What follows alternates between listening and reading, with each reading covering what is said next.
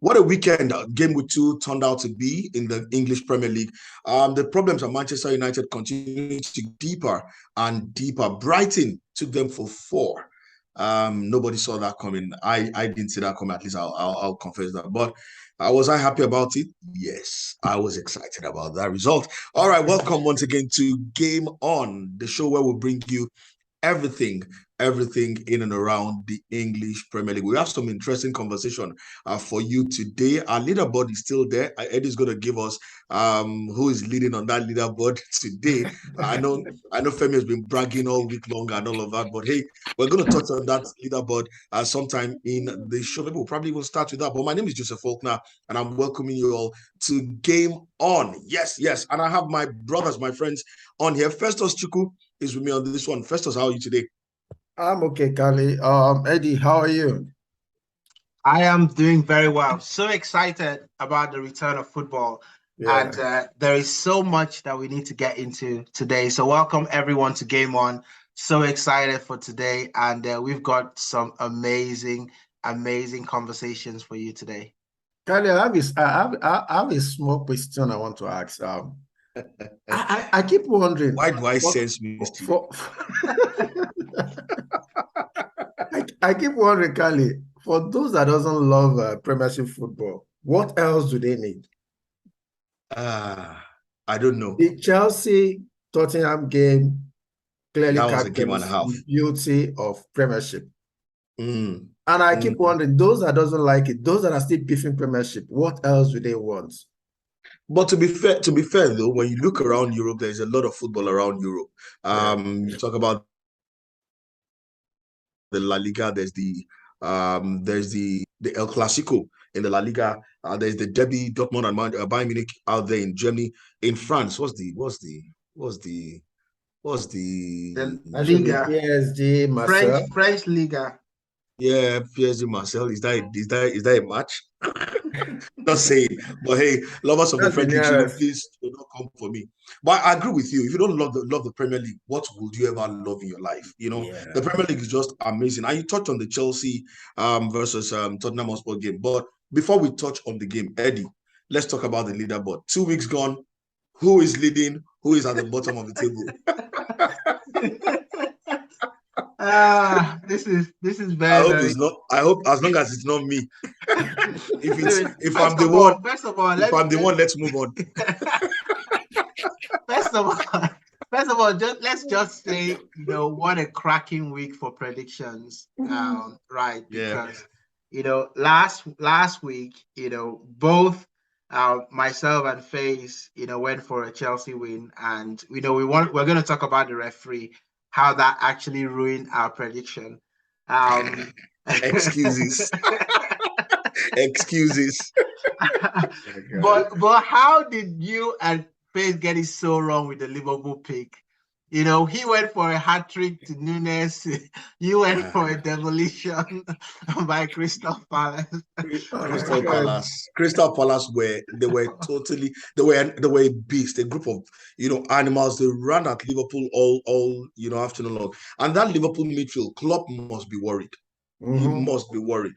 The way they are easily run over by physical teams and that must worry Klopp. I'm going to ask you guys we're going to talk about that Liverpool game, but let us know what's going on with the leaderboard. Let us know, Eddie. So currently right now it's a toss-up between you and FaZe. That's how we roll. So that's how we roll. But here's the thing, right? Things are going to settle down, So who is at the bottom? Bottom of the table, Eddie. Who is at the bottom of the table? It's Eddie. You can see the way he's laughing. You know that it's Eddie. No, I'm actually. The funny thing is that if the season started last week, I would be top because I got my predictions. We started with Steve. Steve has started. Who is at the bottom? Simple question. And we are now hearing if. permutation. Let's move on. Let's move on. Okay, at least face we both know who is at the bottom of the table. Yes, we know. So it's clear. Let's just move on. We've got 3 cracking games to predict again this weekend, and we're going to talk about those games when we get there. But first of all, guys, a quick word, both of you, quick word on United. 4-0. Now they are being linked with every human being in the market. Yes. It was a performance that I expected. I really did.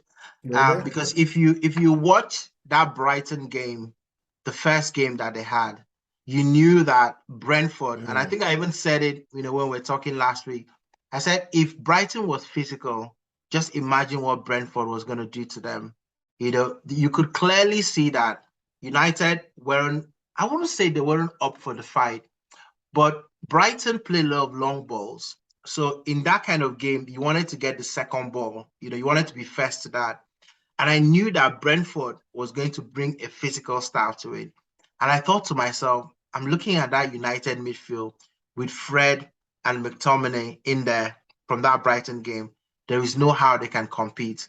Lisandro, 5 foot something, defender, trying to contain, the likes of Mboma and Ivan Toney. That was always a mismatch. So, sometimes you look at teams and you're like, are there a match for the opposition? So I wasn't surprised, but I was shocked about the 4-0 scoreline. I don't think anybody would have expected 4-0. You would expect that, okay, physical game, United probably lose, but to lose by 4-0, that was shocking. Festus, were you surprised? Yes, I was. And clearly, I'm beginning to form an opinion about Ten Hag. Every world-class coach, yes, I know at times your start to a new league, maybe these are not the right set of players, but we should still see your inputs as things progresses, especially when that match started and he sees the way it's going. I expected a bit of tactical input. I expected to see a bit of changes in terms of what he needs to do, display some players, let them know that you need to sit up. And I'm not saying that. I'm saying as if it's business as usual. And I won't be surprised if he becomes the first casualty. I'm beginning to, wonder if his game actually suits the Premiership, because that result was awful. And but he tried changing things around. First of all, he didn't play McTominay and Fred. He played just Fred. He started the game with just Fred. Made Eriksen drop deeper than usual. Ronaldo starting up front. He tried to change, the team. I think it's more than just the personnel. It's an attitude issue at the club right now. I think the commitment or the passion, that we're seeing in teams like Brighton and Hove Albion, teams like Brentford, even Arsenal. I can't see that same level of commitment and passion on the part of the United players. And that is where he comes in, because he has to put his feet down at this point. And even Ronaldo, he can decide to bench whoever is not. See, I would prefer him play with the squad players and let them lose 4-0, and so that the point is clear that I need to play players that needs to play for me. Simple.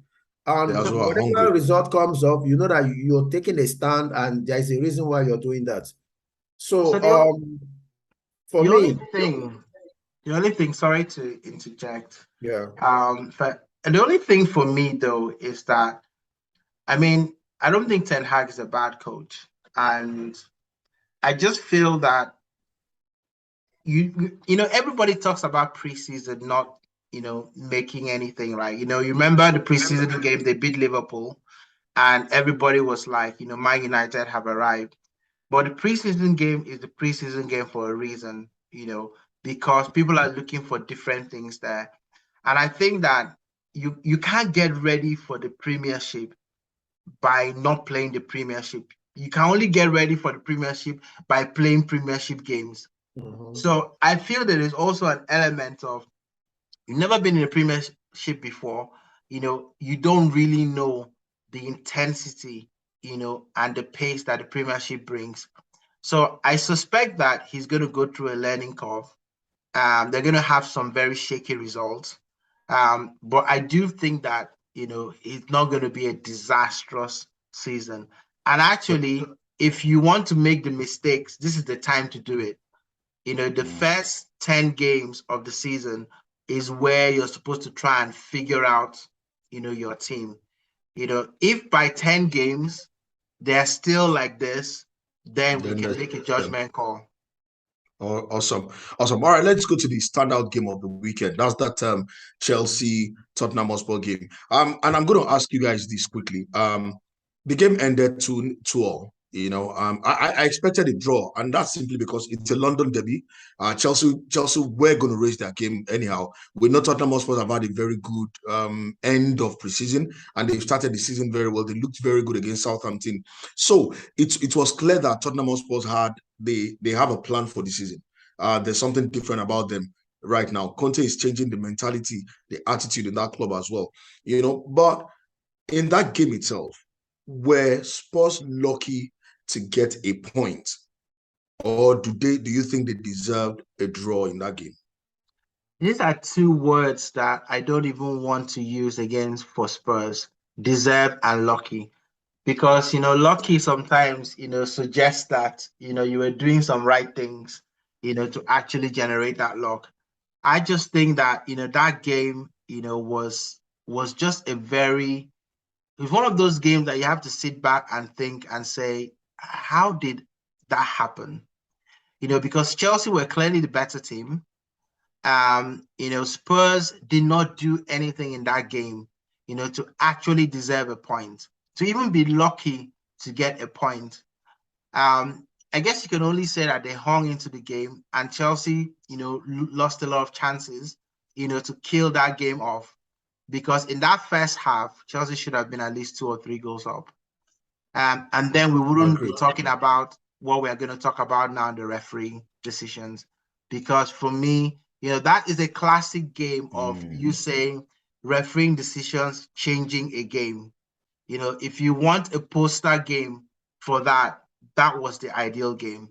The first goal, the second goal, the referee was front and center of all the incidents in that game.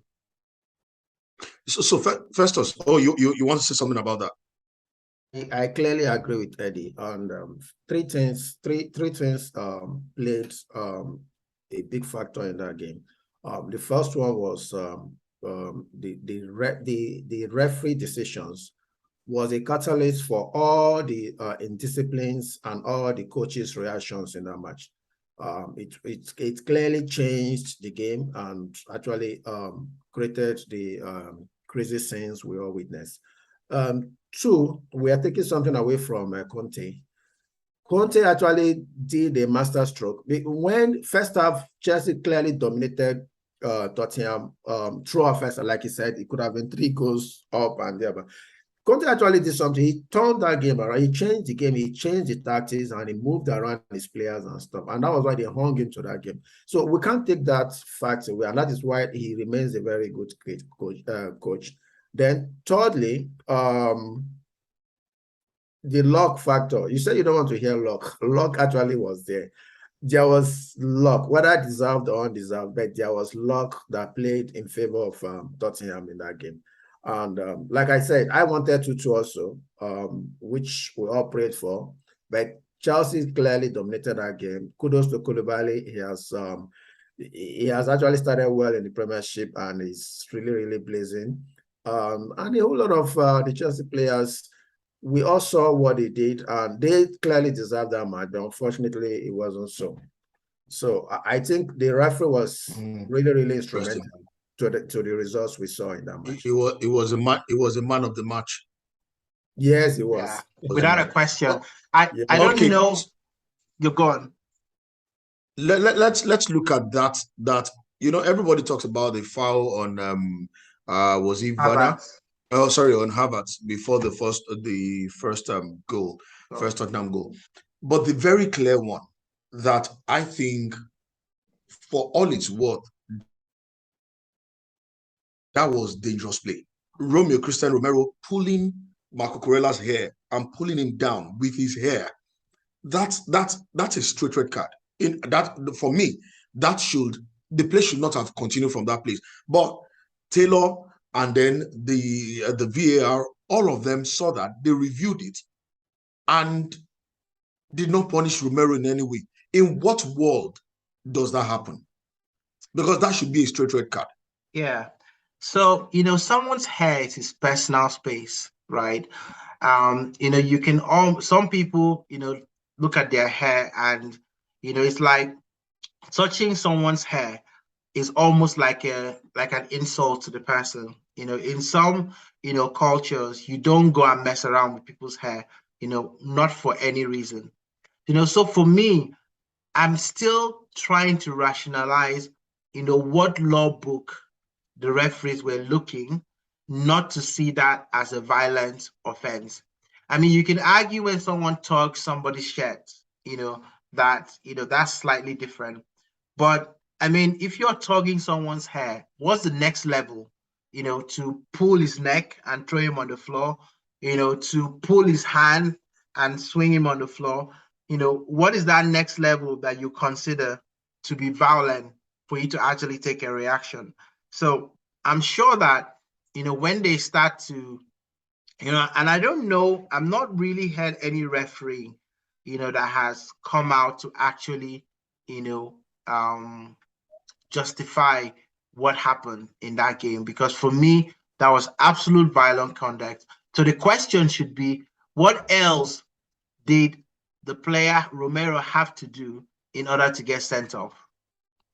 Maybe probably break somebody's leg deliberately. And Charlie, what I just said now, this brings to the question of the inconsistencies in refereeing in EPL. It remains the only aspect of the game that has not developed. The organization itself, the EPL, the management, the marketing, the football itself, the coaches they brought in, the standard, everything has actually, evolved and, grown over the years. But the referee situation still remains. It has always been the lacking area of EPL. Because just like you said, I don't know what else needs to be done. Even you mentioned the issue of shirt. When you tug at somebody's shirt or you pull somebody down, clearly you get minimum a yellow card. Most times it could be a red based on the situation, maybe goal band or based on the situation the person was pulled down. How much more the hair? The hair, apart from even the shirt you're pulling, you're not even constituting any form of injury when you pull the shirt. The hair, apart from you're stopping the person to play, you also kind of causing bodily harm to the player. So I wonder why that's, it's mind-boggling, really. It boils down to, like what we said, the referee in that match. The whole match was marred by the referee decision. So for me, I don't know what happened. I don't know what they were looking at, really.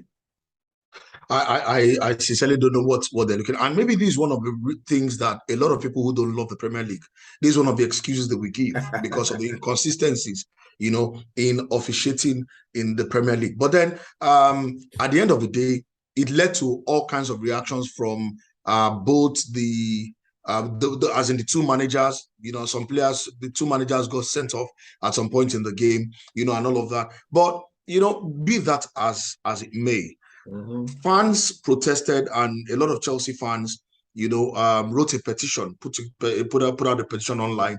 A lot of people, about 160,000 people signed the petition. A lot of former referees have condemned Taylor and his officiating for that day. Now, the ref for that game has, at least he's not going to officiate Chelsea's games anytime soon.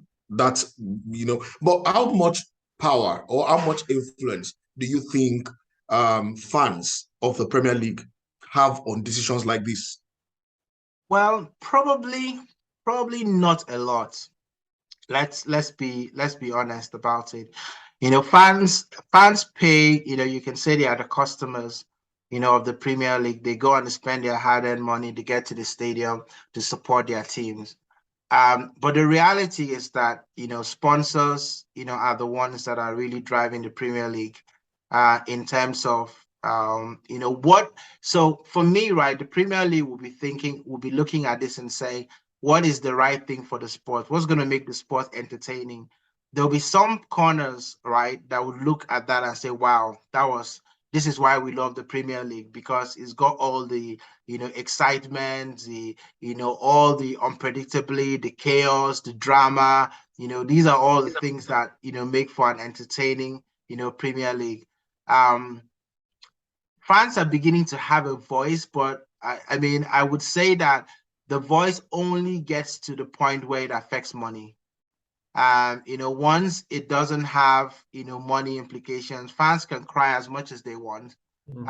It would not, affect. I mean, I remember last season, they were talking about the cup game that they were saying that, oh, two teams are based in the north of the England, Liverpool and Man City. Yeah, We're playing the final, and they wanted it to be brought, up instead of playing at Wembley Stadium. And at the end of the day, it was played at Wembley Stadium because why? It's a business decision. That's where the money is going to be made. The sponsors have already factored that into it. So I'm not sure that fans, really can do much about have so much influence. Yeah. Okay, Festus, I'm starting with you on this one. 2 games, 2 draws. I didn't think this was how Liverpool were going to start their season, but somehow they couldn't get past Fulham. Somehow Crystal Palace, they actually had to come from behind in both games, to get those draws. Are they missing Sadio Mane at Liverpool?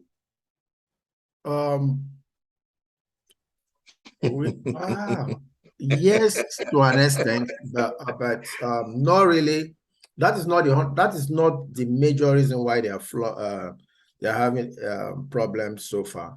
I think the major problem they're having is they're a bit unsettled at the back.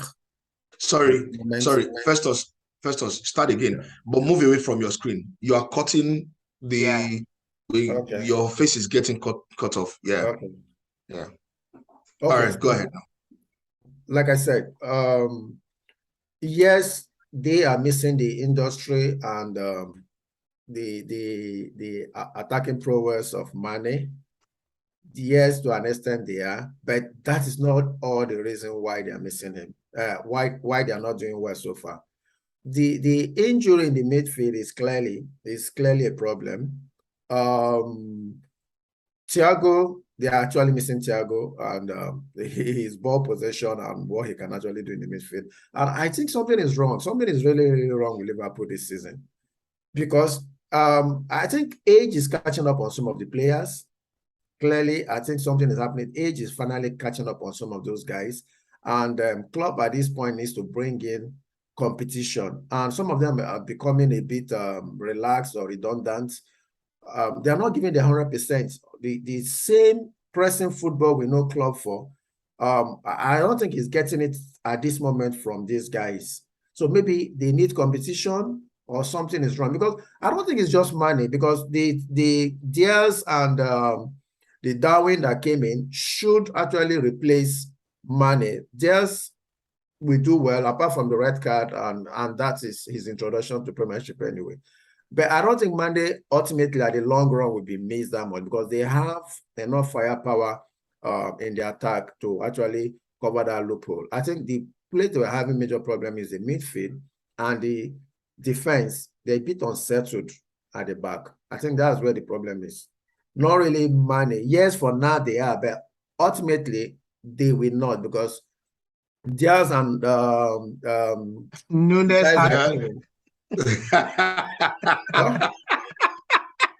What happened? Nunes hat-trick.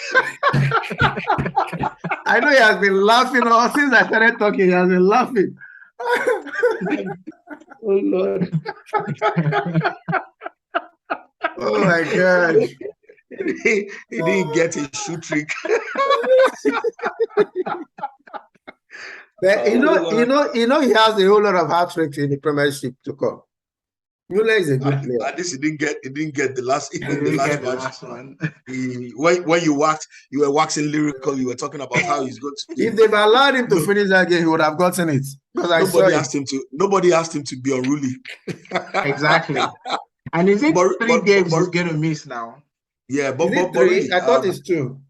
But really, first of all, do you agree to that? I feel that there's been a lot of times when you see Sadio Mane rescue points, rescue victories for Liverpool, even at times when they are not performing well. That's why I agree with Festus that to some extent, his industry, his intensity, but then, like he said also, I agree that there's a whole lot more wrong with that club than just scoring goals.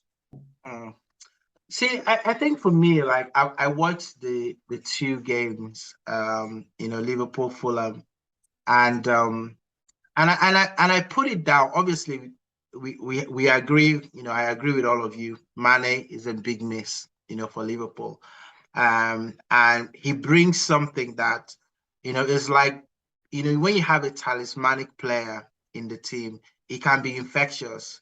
He can infect other people the way that they play on the pitch, so you miss that influence there. But I also think that, the Premier League has always shown, and even Man City, if you remember this, right, there was a season that they came back and it seemed like they were not the same Man City. They were struggling, every time, one player departed, they brought in another player. They haven't gotten that mix right. And I feel like if you want to play Liverpool, this is the best time to play them. And that's why they settle in. Before they settle in, because you can see that it's not coming off yet. The combinations are not coming off well. That partnership between Van Dijk, and what's his name now in the middle of the pack, you can see that relationship is not quite there yet. They are very vulnerable, at the back right now. And that needs to settle before Liverpool can become a force. But the other thing is that this is why we love the Premier League, because every time someone plays Liverpool, it's like a cup final. Yep. And if the players in Liverpool don't understand that players will raise their game when they play Liverpool and play like this is the last game that they're ever going to play. Because you play well against Liverpool, people are going to remember that performance. You play well against, no offense to, Crystal Palace, Fulham, some of these other teams, nobody remembers that. But if you're a player, that's where you shine. So it's a combination of, disorganization in the team, nothing being settled, missing Mane, and other teams raising their game when they play Liverpool. Sorry, Kali, before you round this up, we're just talking about Mane. Like we keep saying, the back is not settled. A lot of time we underrate Matip. We underrate what Matip does. Yeah, we underrate the guy a lot, what he brings, in the back line. He's since he got injured, and Kanate is not really, he has not really settled in, or he's not getting the right partnership with Van Dijk. So you could see the back is unsettled. And even when Elliot is trying to cover the midfield with Thiago Alcantara out, Elliot also, I think, is injured also. In fact, as at now, I think they have about 10 of their first team players. Konate is injured. Matip is nowhere. Firmino has added to 8. What's this guy's? Jota is also injured. So we can't say Liverpool is not, because the injury is clearly, and these are all key players. So clearly, this is what it's not just Mane, because a lot of people are saying they've not done well because it's Mane. For the fact that they're even having draws, they're clinging into draws with this level of 10 players out, shows you the quality of the team. So I think with time, they will settle down when those guys, at least half of them, comes back in the squad. Yeah. So those 2 has to be in your team. So do you captain? I will captain Kane. All right. There you have it, guys. That's our show for the day. Hopefully, I'll be clear at the top of the prediction table next by next weekend. And we know who's going to remain rock bottom. But hey, thank you guys for joining us. It's been a pleasure bringing this to you. We'll be back again next week to bring you another dose of the show, guys.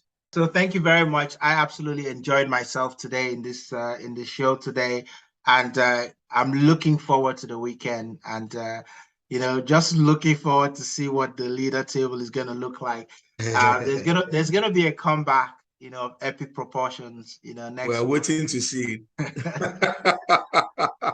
It's been an exciting time, guys.